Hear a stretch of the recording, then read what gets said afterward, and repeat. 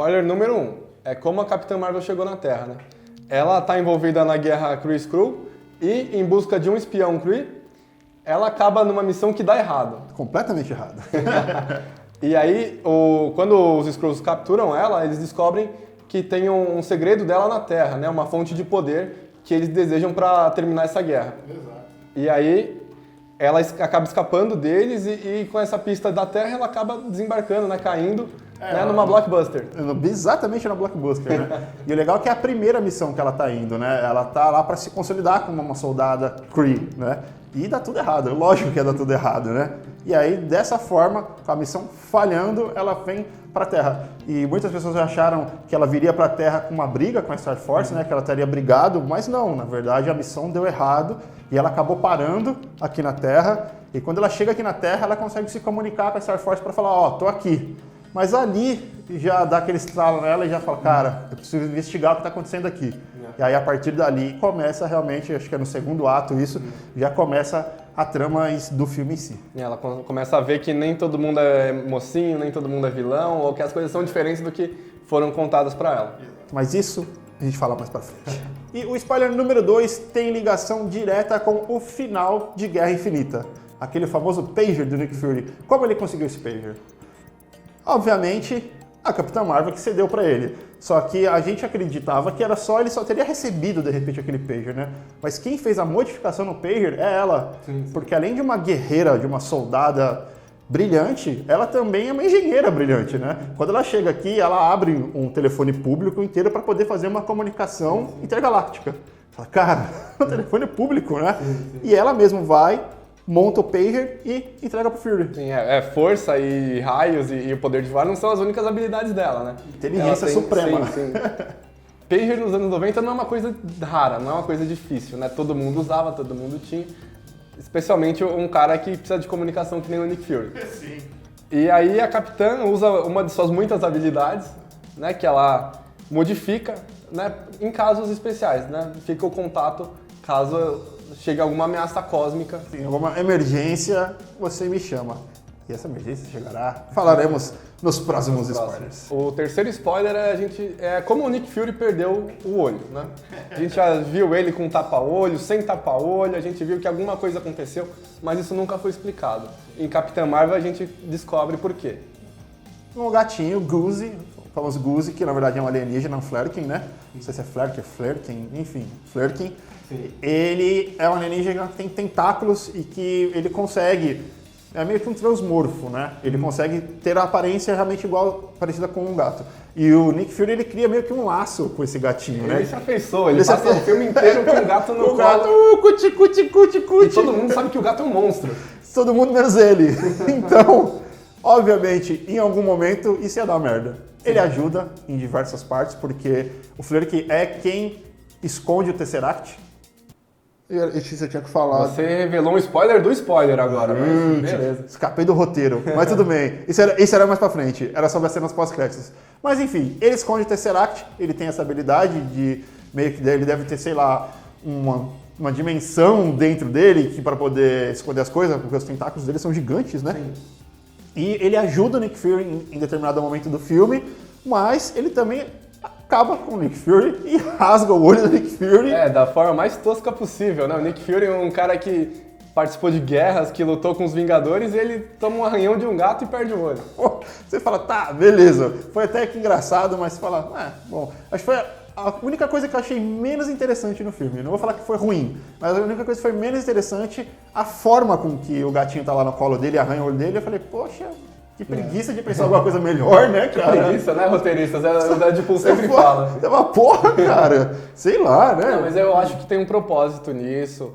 Talvez o gato sentiu alguma coisa diferente que viria a acontecer, ou pelo fato de que os Skrulls, que são descritos como os vilões nas HQs, viram o Nick Fury com os dois olhos, então, de repente, é uma forma de diferenciar caso eles voltem para tentar se infiltrar na SHIELD de novo, porque é isso que a gente vê em Capitã Marvel, então acho que tem um propósito, só que não foi bem explicado. Não foi bem explicado. Bom, Capitã Marvel 2 haverá, certamente, né? Tem muita história para isso. Bom, veremos isso no próximo filme. Acredito, né? E o quarto spoiler é como o uniforme da Capitã Marvel muda de cor. Nós vemos ele lá verde, né, porque são as cores da Star Force, né, e como ele fica vermelho, azul e dourado. É uma coisa bem simples, na verdade, bem simples mesmo. Obviamente, naquele uniforme todo tecnológico, haveria ali uma opção de mudar de cor. Um painelzinho de LED onde você muda de cor o uniforme, entendeu? O que é legal é a forma com que foi mostrado, que é a filha da Maria Rambeau, né? Ela é muito ligada à Capitã Marvel e ela tem uma camisetinha que tem... Ela tá vestida com uma camiseta que tem aquelas cores. E depois de elas passarem ali por algumas cores, fica até todo neon o uniforme, isso foi legal. Ela olha para a camiseta da menina e fala, já sei em quem eu vou me inspirar para deixar a cor do meu uniforme. E deixa da cor da camiseta da menina. Sim, a Capitã Marvel ela tem essa patente, né? Ela teve formação militar, então tem várias comparações com a história do Capitão América, algumas cenas que lembram alguma coisa. E aí nada mais justo do que ela também usar, né, as cores da Força Americana. Né? O azul e vermelho forte ali, que é realmente a mensagem direta estrela, azul e vermelho, fato, né? Mas é num painelzinho de LED que tem aqui no braço dela, que ela vai lá, tem todas as paletas de cores que ela vai mudando. Enfim, tipo um aplicativo de celular, assim, sabe? Sim. Vamos Spoiler número 5. Quem são os vilões da trama, né? Sim. Porque nos quadrinhos a gente vê que os Skrulls costumam ser os vilões. Sim. Mas no desenrolar de Capitã Marvel a gente descobre que são os Kree. É que em Agents of S.H.I.E.L.D., eles já são os vilões, e em Guardiões da Galáxia 1, eles também são vilões. É que em Guardiões da Galáxia, o Ronan ele é descrito como um extremista, né? Ele é visto como um terrorista, uma espécie de... algo assim, né? Ele é meio desgarrado, né? Então não tem uma base pra gente classificar os Kree como os vilões da história. Né? Tem um louco que tá perseguindo o poder absoluto. Mas em Capitão Marvel a gente vê que eles não são, né, tão heróicos quanto se apresentam. A gente vê os uniformes, a gente vê as naves, a gente fala, não, esses caras são os mocinhos. E pensa, não, esses caras verdes, eles são, né, os vilões da história. Mas você vai ver que é o contrário. Os Skrulls, eles são refugiados, né, perseguidos. Pelo menos os Skrulls que estão na Terra, eles são do bem. Eles não são os verdadeiros vilões, né? E nós sabemos que nas HQs eles são vilões, não sabemos o futuro do universo cinematográfico da Marvel, tudo muda, tudo pode mudar a todo instante, mas a princípio aqui eles não são os vilões como acreditamos que fosse, né? E aí o vilão, né, principal é o Yon-Rogg, que é o personagem do Jude Law. Que achavam que ele seria o Marvel, né? Mas a gente acaba vendo que Marvel era uma mulher. Até nisso o filme muda e se posiciona, né, como... Isso, mas isso nós vamos falar no próximo spoiler. A gente tá dando um spoiler do spoiler. Spoiler do spoiler, exatamente. Então, os vilões, na verdade, são os Kree e a Star Force, na verdade. Ela é uma equipe de soldados vilões. E o Jude Law e o Rogue, que é o que vai dar os poderes para ela. Mas falaremos já já. E dando continuidade... No spoiler que nós estávamos falando, o sexto spoiler. Quem é Marvel? Marvel, na verdade, ela é uma mulher, uma cientista que trabalha para a S.H.I.E.L.D. E... Não, ela não trabalha para a S.H.I.E.L.D., ela trabalha para o governo, né? Ela trabalha para o governo. Ela não trabalha para a S.H.I.E.L.D., ela trabalha para o governo.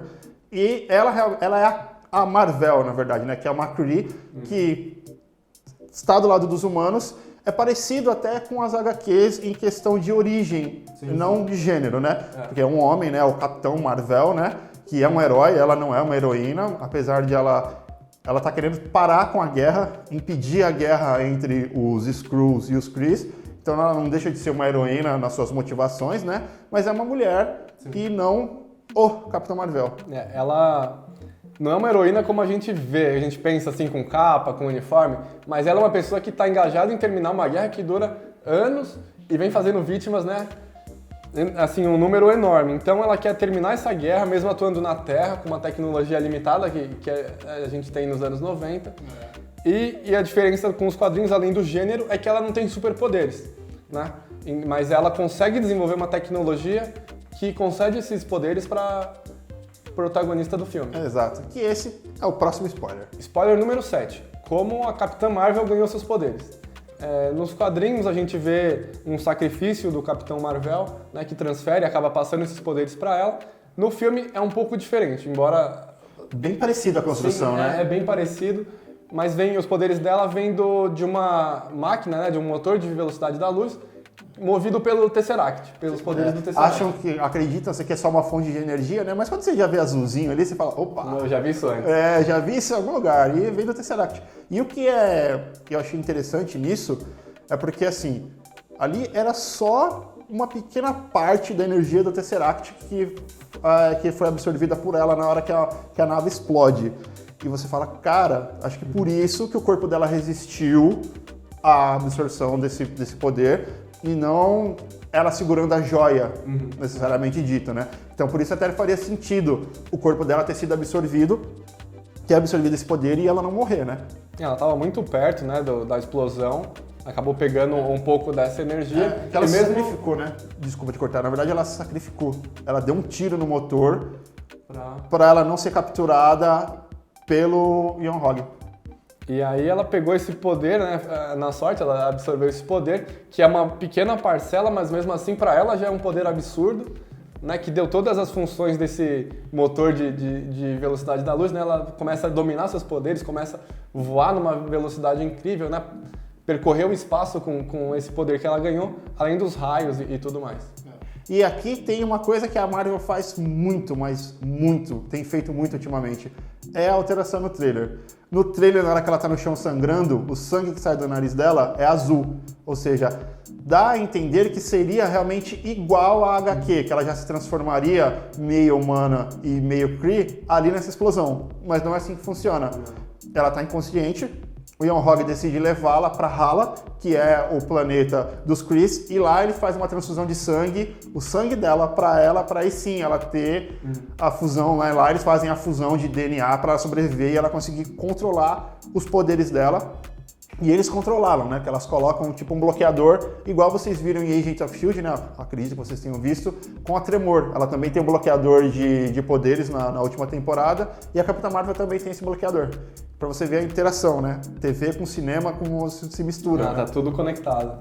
Então, ela ganha os poderes dela numa explosão, a Marvel tentando matar, né?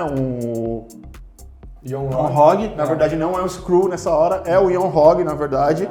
E aí o Yeon-hog mata a Marvel, a Capitã Marvel que se sacrifica para tentar não passar para ele a tecnologia, e aí na explosão ela absorve o poder, se transformando ali na Capitã Marvel. Mas não se transformando diretamente na Capitã Marvel, né? Mas isso a gente fala no próximo spoiler. E o oitavo spoiler já é um pouco mais pro final do filme, na verdade. O oitavo spoiler é uma pergunta que muitas pessoas se fizeram.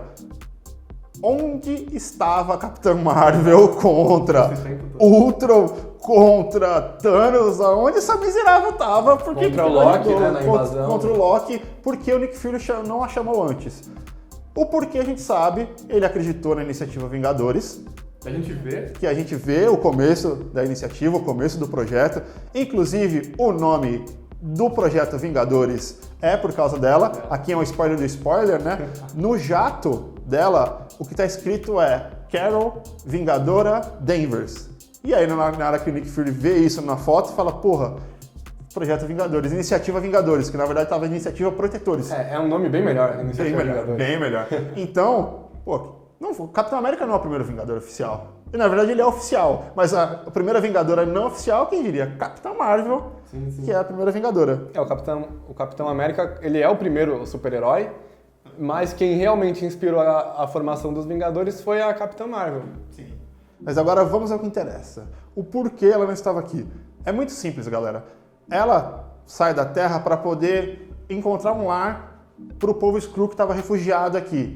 Então, uma das missões dela é essa, levar o povo Skrull para encontrar um lar. Então, ela sai escoltando o povo Skrull para o espaço. E ela também quer se vingar da Inteligência Suprema, ela quer se vingar dos Krees. Então, ela promete, ela dispensa o Yeon-hog na nave para ele voltar para Hala, e ela vai atrás dessa galera. Então, possivelmente, o segundo filme, Capitã Marvel 2, vai ser desenvolvido nessa história. Ela levando os Skrulls para um lugar seguro e ela indo no planeta dos Krees derrotar os Krees, cara, pra você ver quão forte ela é. Ela sempre fala que não tá ali pra ganhar a guerra, ela tá pra terminar a guerra. Então ela realmente, ela quer ir se aventurar no espaço para poder colocar um fim na guerra entre Kree e Skrull, e para não ter mais nenhuma ameaça na Terra. Sim, e a gente não sabe o desdobramento, né, dessa guerra. E assim, como ela assume essa missão de super-heroína, ela tá no espaço, então são 1000 questões que ela tem que ver, né, se ela vai mesmo atuar como uma defensora. Então, é isso que ela ficou fazendo. Ela estava fora, tentando impedir a guerra entre Skrulls e Krees e se vingando dos Krees por terem enganado ela todo esse tempo e, na verdade, terem escondido os poderes dela e terem bloqueado os poderes dela. Então, é uma boa justificativa e mostra isso no final do filme da Capitã Marvel. E por falar em final, é spoiler 9 aqui agora. Exatamente. As cenas pós-créditos. Cenas pós-créditos. Os momentos que a gente mais aguardava. Né? São 2 cenas pós-créditos? 2 cenas pós-créditos. Ó, até arrepia. Até arrepia, velho, de lembrar. Imagina. A primeira cena pós-créditos é o que a gente queria. É a mais importante. Vingadores Ultimato. A gente vê que o pager funcionou e enquanto os Vingadores estão calculando as perdas na Terra, né, por causa das ações do Thanos, quem aparece? Capitã Marvel. Ela já chegou, ela já está entre os Vingadores e é o reforço que todo mundo queria. Descrevendo a cena, o que acontece? Na hora que eles estão dentro do quartel-general dos Vingadores, né, que é onde o Rhodes estava, né, onde o Steve Rogers chegou lá depois com a Wanda, enfim, com os outros Vingadores, eles estão ali naquele painel vendo, contabilizando, né, quantas pessoas tinham morrido em cada país. E aí, de repente, o Rhodes chega, né, o Bruce Banner chega com o Rhodes e fala, ó, o dispositivo parou. O que aconteceu? E vai lá, a Natasha, o Steve, o Rhodes e o Bruce, eles vão olhar o que aconteceu. E aí o Capitão América fala, a gente precisa reiniciar isso daí. E alguém fala, ó, mas, cara, será? A gente não sabe o que tá acontecendo. Pra onde esse sinal tá emitindo? O que esse pager tá emitindo? Quem tá do outro lado. Quem tá do outro lado? E aí dá um close na Natasha e ela fala, não importa. O Nick Fury acreditava nisso, então vamos continuar mandando. Nessa hora, meu amigo, a câmera vira pra trás, aparece ela. Onde está o Nick Fury? Ela só fala isso. A Capitã Marvel chegou. O Nick Fury? E, cara, é de arrepiar que você fala, eita porra, o bicho vai pegar. O bicho vai pegar. E você vê que realmente foi um tempo muito grande que se passou, porque ela já não tá mais com cabelo curto, ela já tá com cabelo grande. Você fala, porra, acertaram até nisso, entendeu? Então, aquela cena, à noite, onde as pessoas estão, onde o Steve, o Rhodes e a Natasha estão olhando pro céu, foi removida a Capitã Marvel daquela cena. Foi removida a Capitã Marvel. Aquela cena no hangar, onde tem o espaço entre as pessoas, entre eles andando, foi removido também a Capitã Marvel.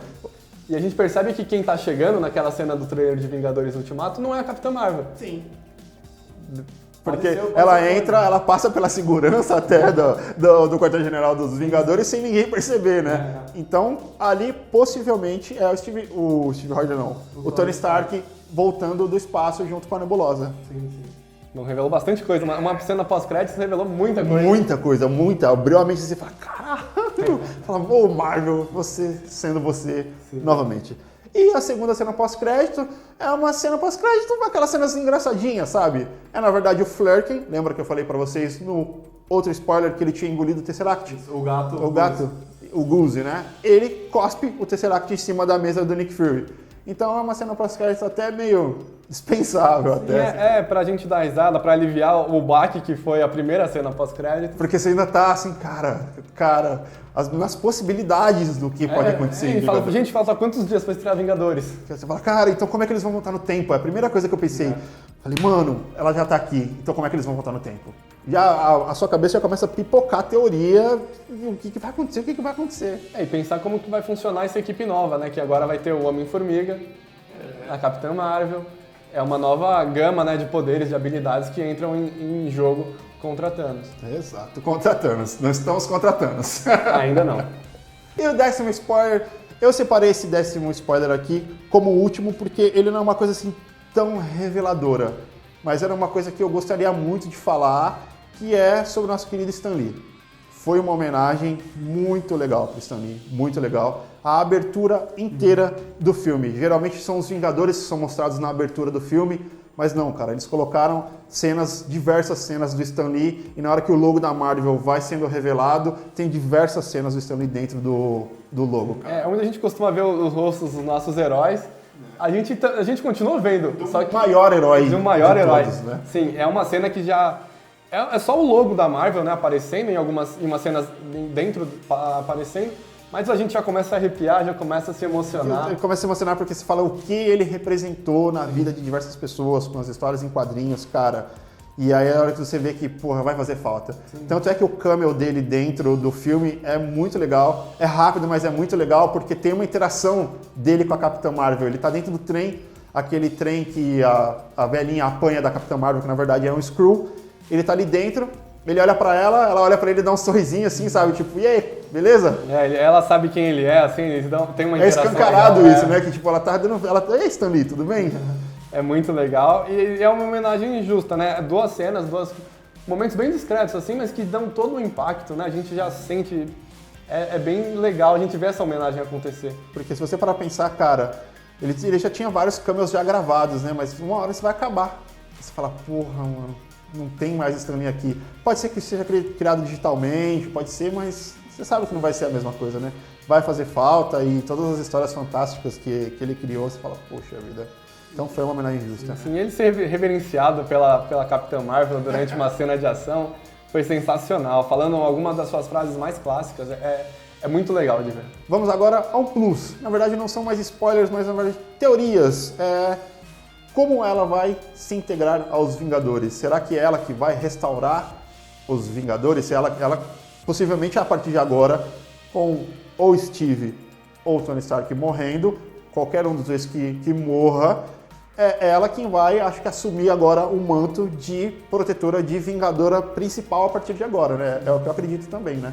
E muda a escala de vilões, né? O nível começa a subir e a gente precisa de uma heroína que acompanhe, porque o Capitão América, o Homem de Ferro, eles não suportam tanto, eles têm um limite, né? E eles já estão há anos atuando, então eles precisam expandir a gama de poderes dos Vingadores. Então acho que a Capitã Marvel, ela entra numa liderança junto com o Pantera Negra, com o Doutor Estranho, sim, né? Que são personagens que se complementam, né? Então eles conseguem renovar os Vingadores e aumentar o nível, né, de poder, de habilidade, poder de fogo mesmo. Poder de fogo, exatamente. Contra as ameaças que vão chegar. Eles já apanharam pra caramba pra derrotar os Chitauris, que foi a primeira raça alienígena no primeiro Vingadores. Que eram capangas, né? Já tomaram um cacete. Então o que tá lá fora ainda por vir, cara, tem seres celestiais, Galactus, Shi'ars, tem diversos personagens do mundo cósmico que estão pra vir, que são fortíssimos. Sim. E que, Capitão América e o Tony Stark já não dariam mais conta. Já não deram. Já não deram, às vezes o Thanos, né? Segurou a manopla ali, brevemente, Capitão América, mas só. Sim, e o Thor sozinho não conseguiria. A gente viu também, foi legal, foi bonito a cena lá dele chegando. Uma machadada, né? Sim, mas ele sozinho não conseguiu. Então precisa de mais poder de fogo. Então a Capitã Marvel chega pra isso. E abrindo possibilidade de X-Men, Quarteto Fantástico. Então, porque agora vem o pulo do gato. Em janeiro de 2018, um dos caras que trabalham como designer digital e visual da Marvel, ele disse: para os X-Men entrarem no universo cinematográfico da Marvel, vai ser só daqui a mais ou menos 18 meses. De 12 a 18 meses eles vão estar dentro do universo cinematográfico da Marvel. Meus amigos, em maio fazem 17 meses isso. Que ele disse isso. Ou seja, em Vingadores vai ser necessário ter uma cena pós-créditos introduzindo X-Men. Sim, e assim, Vingadores estreia em abril, X-Men já no meio do ano, então... E se você for parar para pensar, a vilã que está junto com a Fênix Negra no filme, ela é uma das capitãs, é uma Shi'ar, é uma dos possíveis inimigos cósmicos que podem vir para o universo de Vingadores, para o universo da Capitã Marvel. Vai estar completamente interligado. E se você der uma olhada nessa cena de trailer que eu vou colocar aqui para vocês, esse MCU no braço dos soldados, cara, pode ter sido só, controle de mutantes, unidade de controle de mutantes, mas foi uma sacada da Marvel de colocar escrito MCU que todos os fãs, Henrique, a gente falou, caralho, o universo cinematográfico Marvel. O X-Men vai estar dentro do universo cinematográfico da Marvel em breve. Foi um detalhezinho que marcou, né? Um emblema na camisa, uma inicial na camisa do uniforme de uns soldados, mas a gente já viu que a Marvel tá chegando. Tá chegando. Vai saber se não tem alguma outra referência escondida em própria Capitã Marvel, de X-Men ou Quarteto Fantástico que a gente não viu? Porque a proposta de Fênix Negra é justamente levar os X-Men para esse universo cósmico, assim, esse plano cósmico da Marvel. E já tem muita coisa acontecendo na Marvel Studios, que envolve esse plano cósmico. Então, talvez, com os Vingadores, né, bagunçando um pouco a estrutura, junte todo mundo. Todo mundo. E tenhamos, de fato, quem sabe, um X-Men vs Vingadores. Eu quero. É assim, interessante, Nossa. hein? Ela considerando a Fênix Negra como uma ameaça, porque não se sabe se vão conseguir derrotar a Fênix Negra nesse filme, a gente não sabe o que vai acontecer, não tem nem ideia do que vai acontecer, mas já pode ter a mão da Disney nesse filme. Cara, olha só a quantidade de possibilidades que podem vir. Bom, e o próximo spoiler não é tão assim para quem é fã do universo cinematográfico da Marvel, mas para quem acompanha as séries, quem acompanha a Marvel na TV. Agents of S.H.I.E.L.D., Agente Coulson, ele é clonado, ele acaba sendo clonado por um Skrull em Capitã Marvel. Só que esse Skrull morre, ele tá junto com o Nick Fury, eles batem o carro e esse Skrull morre, que se transformou no Agente Coulson. Só que tem um detalhe que é o seguinte, no começo de Capitã Marvel, acho que no começo do terceiro ato, se eu não me engano, quando os Skrulls vêm pra Terra, eles conseguem, 2 Skrulls clonam a mesma pessoa, que é uma menina lá, uma surfista. Até um fala pro outro, esse daí eu já peguei, né? Já peguei não, né? Já clonei, na verdade. E você para pra pensar, e aí, o Agente Coulson que morreu, era um Skrull ou era o Agente Coulson mesmo? O Agente Coulson que tá na S.H.I.E.L.D. na série, é um Skrull ou é ele mesmo? Que a cabeça dele foi mexida e aí ele foi ressuscitado? Não dá pra saber. Se a gente pegar Invasão Secreta, tinha alguns Skrulls que eles não acreditavam que eram Skrulls, eles acreditavam que eram os heróis, os personagens que eles estavam substituindo. Então, de repente, pode ter acontecido alguma coisa assim, porque o Coulson é uma posição estratégica na Terra. Né? Ele tá perto dos heróis, do que acontece, mas não próximo demais. Então ele consegue acompanhar tudo. Um observador, né? Sim, então pode ser que aconteceu alguma coisa assim, porque a gente vê no trailer de Agents of S.H.I.E.L.D. Da 6ª temporada, que ele aparece. Então, Coulson é o Coulson ou Coulson é o Skrull? Fica a dúvida aí, eu acredito que é o Skrull. Eu acho que é o Skrull. Que clonou ele, devia estar por aí, escondido, e agora vai assumir a identidade dele de novo, ou quem sabe ele é o vilão da próxima temporada de Agents of S.H.I.E.L.D., né? Eu acho que a participação do Coulson em Capitã Marvel não é à toa, né? Podia ser qualquer outro agente dando um suporte pro Nick, podia ser qualquer pessoa, mas não, é o Coulson. E aí a gente tem todo esse mistério sobre a morte ou a vida dele, a aparição dele no prosseguimento de Agents of S.H.I.E.L.D. Então acho que essa participação dele foi estratégica, foi para contar alguma coisa a mais, ou uma peça a mais para montar na trajetória dele no universo total, né, da Marvel. Total da Marvel, para realmente encaixar ali a linha do tempo de Agents of S.H.I.E.L.D. série com cinema e interligar tudo, cara. Mas trabalho muito legal da Marvel nesse sentido, né? Sim, eles dão uma forma de dar uma explicação para tudo o que está acontecendo. Exato. Então acho que foi válido e a gente tem que esperar agora a temporada de Agents of S.H.I.E.L.D. E mais Ultimato antes, né? Pelo amor de Deus, quero que chegue logo esse filme, cara. Mas antes disso, eu quero assistir de novo Capitão Marvel, vou assistir mais umas 2, 3 vezes. Vale a pena. Porque vale muito a pena. Então, inscreva-se no canal, dê um gostei aqui embaixo. Nós também fizemos um bloco, um vídeo sem spoilers, então se você quiser assistir o vídeo sem spoiler, no finalzinho aqui nos cards vai aparecer o link do vídeo sem spoiler. Então, vamos ficando por aqui e até o próximo vídeo, galera. Valeu!